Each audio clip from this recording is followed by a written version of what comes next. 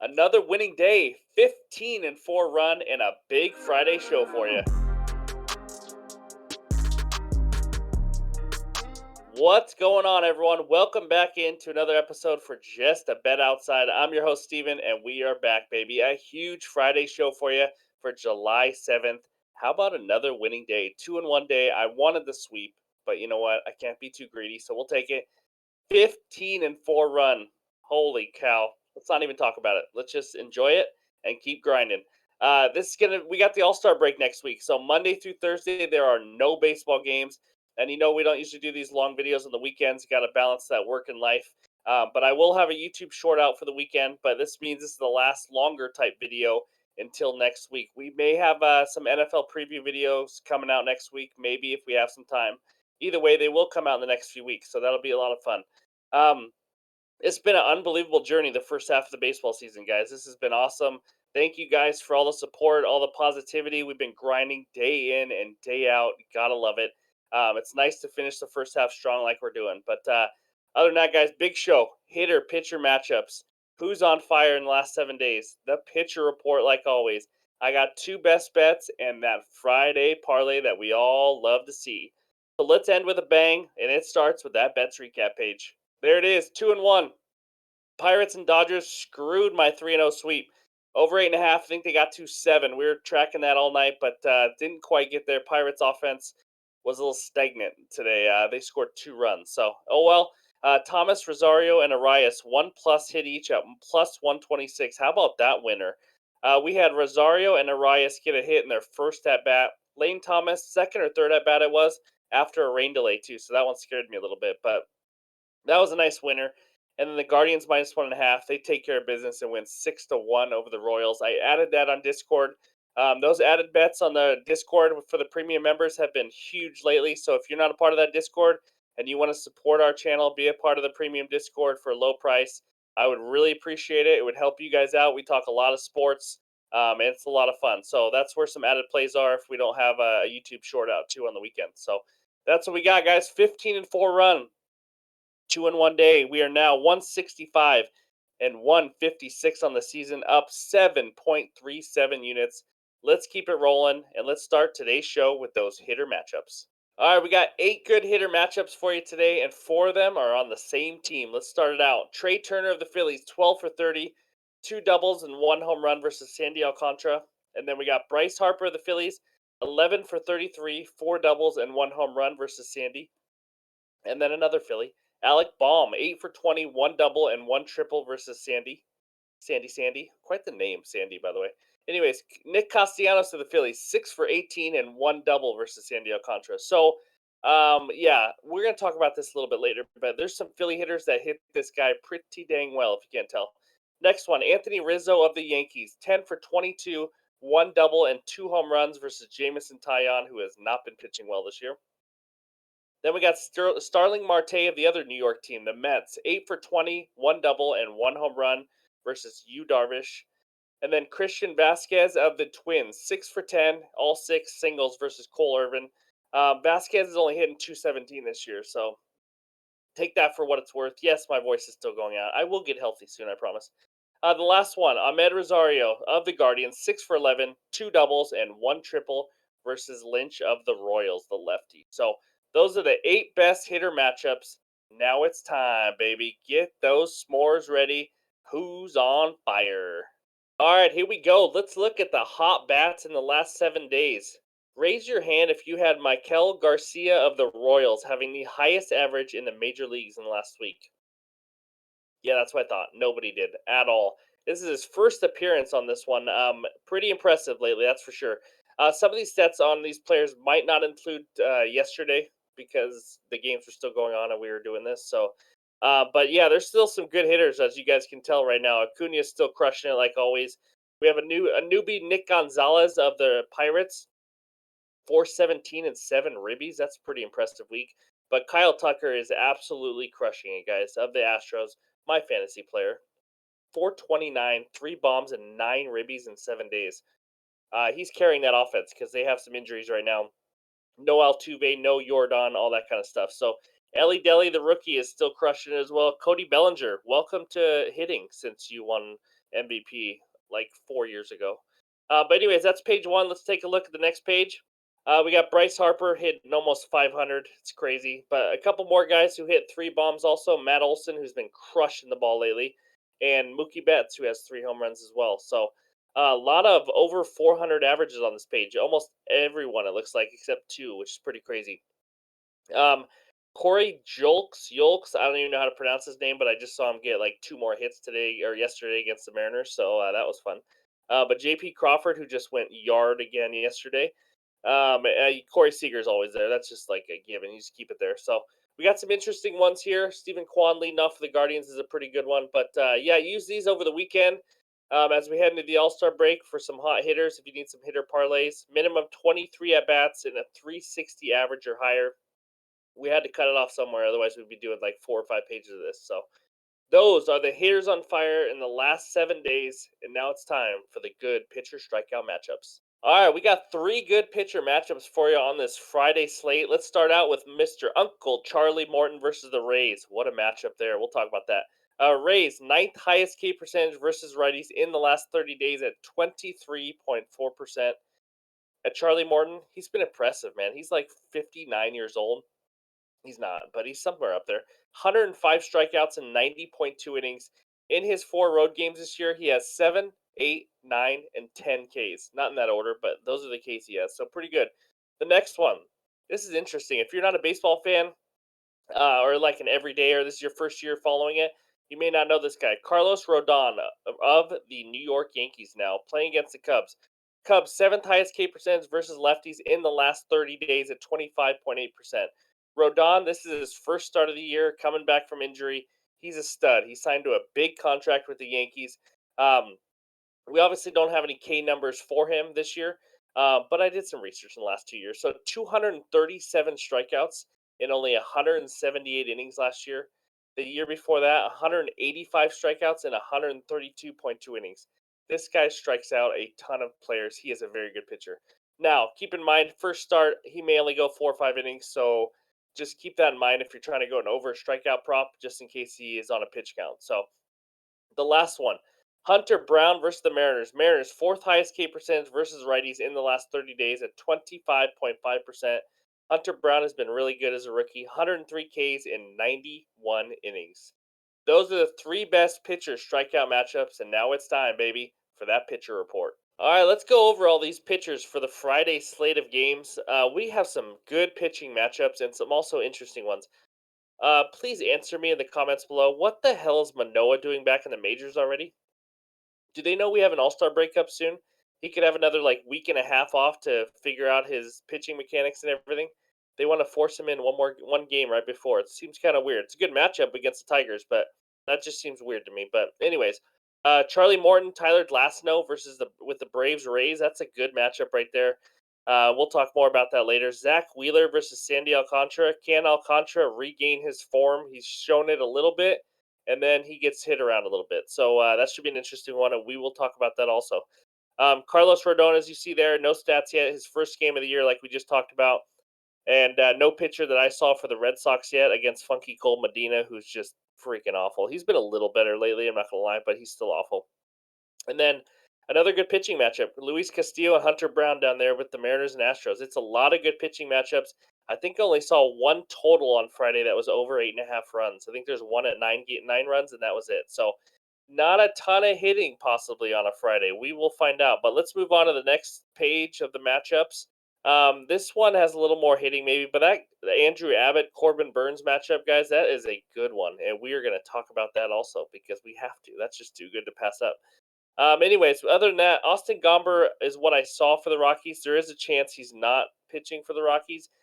They were kind of hit and miss on who was actually going to show up on the MLB.com when I was looking at who's going to pitch for each team. So we'll see. Just keep an eye on that in case Gomber ends up not pitching for the Rockies. But Zach Gallen for the Diamondbacks, he's been solid at home, even better ERA at home. And yeah, we got some good ones. Dylan Cease, Jordan Montgomery. That should be another good matchup. So, and Verlander, Darvish, obviously. Verlander's been better at home, just so you guys know.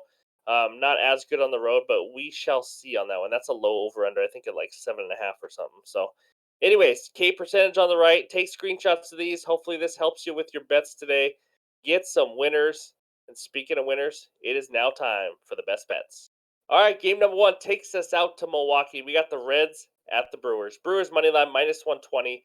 Reds money line plus 100 with an over under of 8 runs.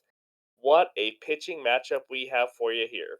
My best bet in this game, Reds first five money line plus 130 on DraftKings. It is Andrew Abbott, guys. If you have not seen him pitch, he is special.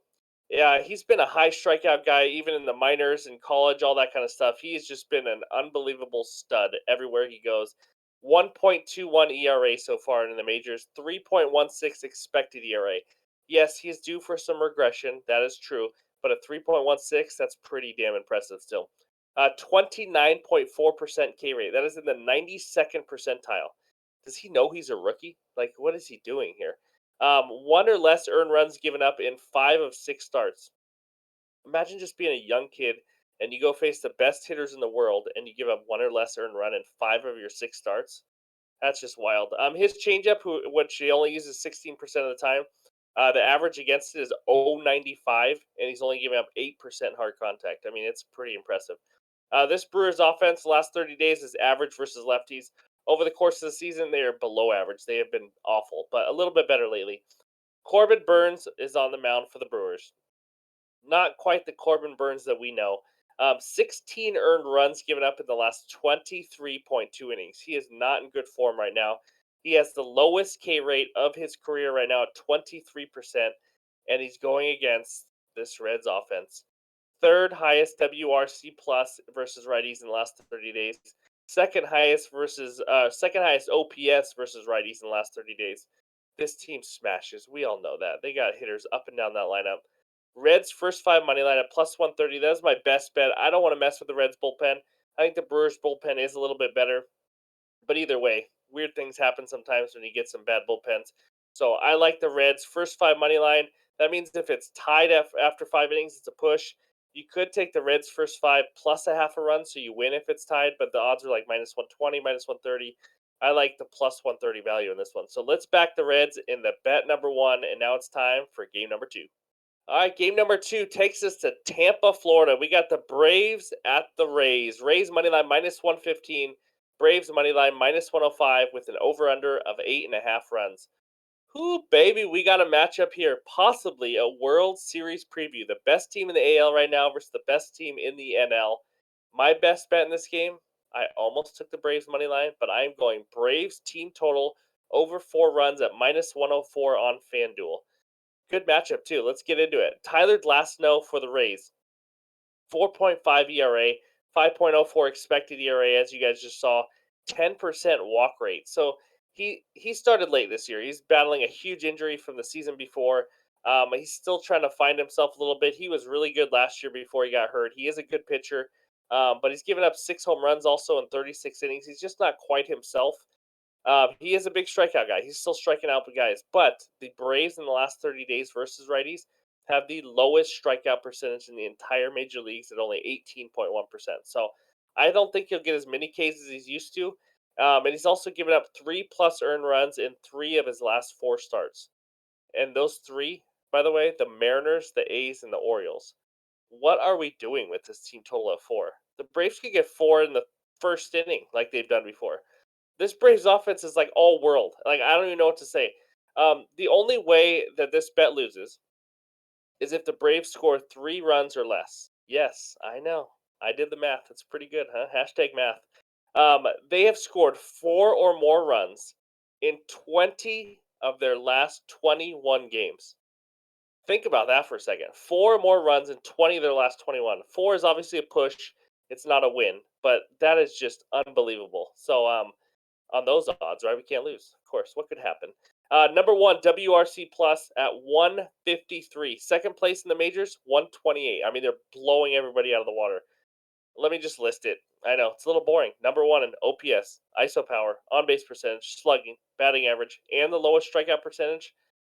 I've never seen it. It's just unbelievable. So 4 runs, you almost have to blindly take a Braves team total anytime it's 3.5 or 4, just because the freaking Braves. They barely score. They rarely ever score less than 4 runs. So that is my best bet in this game. I think this should be a heck of a series. Exciting to watch. In my opinion, the Braves are by far the better team right now. Maybe not by far, but the Braves are just on another planet. And oh, by the way, they're going to get Max Fried back in the second half of the year. So it's going to be pretty special over there in Atlanta. So, anyways, Braves team total over 4 is my next best bet. And now it's time, baby. Sound those alarms. Friday parlay. All right, let's end with a huge win on the Friday parlay. We got Phillies money line, Yankees money line, and under 9.5 runs in the Astros and Mariners game. I got this at plus 310 on FanDuel. Let's dive into it. Phillies money line, Sandy Alcantara versus Zach Wheeler. Alcantara has given up 4+ earned runs in 7 of his 10 starts. Unbelievable for the Cy Young winner. 29% hard contact, and only a 19.7% K rate. So he strikes out below, he's a below average strikeout guy in the league right now. 4.93 ERA, 1.41 whip. He doesn't do great against lefties, and this Phillies team has some good lefties, obviously, as we know with Bryce Harper, Kyle Schwarber, and those guys. So and then we got Zach Wheeler on the mound. He's been a little hit and miss. I'm not gonna lie. He's been better than Alcantara, that's for sure. He has 3 bad starts this year, but he's given up 1 or less earned run in 5 of his 10 starts. So he has the ability to absolutely dominate a team. He was a stud last year. You see it in him. His consistency is just a little bit less this year, but he's definitely the better pitcher. He shut the Braves out for 8 innings. Think about that: 0 runs in 8 innings against the Braves. And then last game he just performed. How about 4 runs to the Nationals? So a little hit and miss, but I think he'll bounce back from that Nationals game. The Phillies have the better starting lineup in this one, the better starting pitcher, and the better lineup in this one. Also, the Phillies have the best bullpen Sierra, like we talked about yesterday. If you watched that video, in the last 30 days with a very low ERA, so I like the advantage all up the Phillies. And oh, by the way, nobody is talking about this. The Phillies have won 12 straight road games. That's right. I know Miami's been really good at home. I get that too. Phillies have won 12 straight on the road. Give me the Phillies money line. Next one, Yankees money line. Jamison Tayana of the Cubs is on the mound. He just sucks. That's what I have in my notes. How's that for expertise? He sucks. The return of Carlos Rodon for the Yankees, like we talked about the lefty, he's as elite as it gets. He got a huge contract for a reason. Will he be elite in the first start? I don't know.